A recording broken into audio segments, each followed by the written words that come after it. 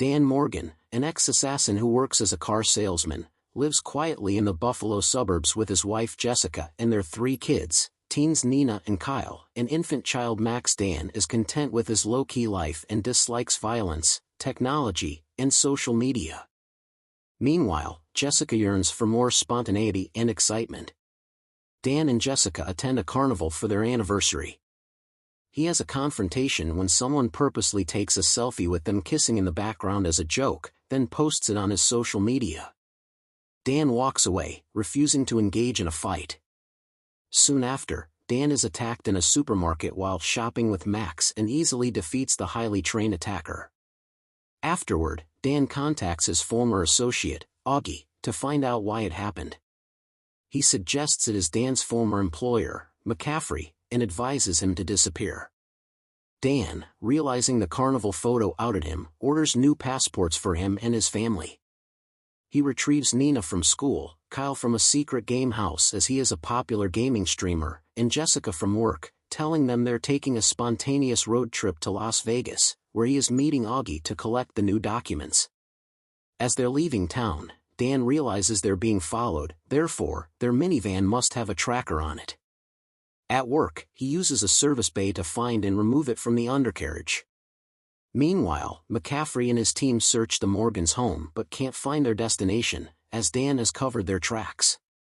He drives through the night until reaching Iowa City. Excited, Nina begs them to visit Southern Iowa University as she hopes to follow her boyfriend Trevor there rather than pursue her original goal of attending Stanford. She catches Trevor cheating on her, so Dan teaches her martial arts moves to use on him.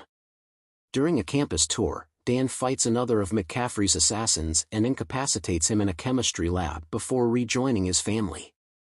As they travel, the family grows closer. Arriving in Vegas, Dan plans to tell Jessica the truth over a romantic dinner. The teens are to babysit Max in their penthouse suite, but all go down to the HyperX gaming arena. When Dan and Jessica return to their suite to check on the kids, McCaffrey's team attacks them. He quickly kills them, shocking Jessica. Heading to HyperX to retrieve the kids, a shootout ensues, and his family witnesses him kill more assassins. Revealing his real name as Sean, Dan finally comes clean to his family, who are outraged by his deception. He nevertheless gives them their new IDs, telling them that their lives in Buffalo are over, but Jessica takes the kids and leaves the next morning, believing they aren't in danger if they leave Dan. She calls her friend, Gwen, a travel agent who offers to fly them home. On the private jet, Gwen reveals she works for McCaffrey and is Dan's ex-girlfriend, who she is angry at for leaving. Handing Jessica and the kids over to McCaffrey, he takes them hostage.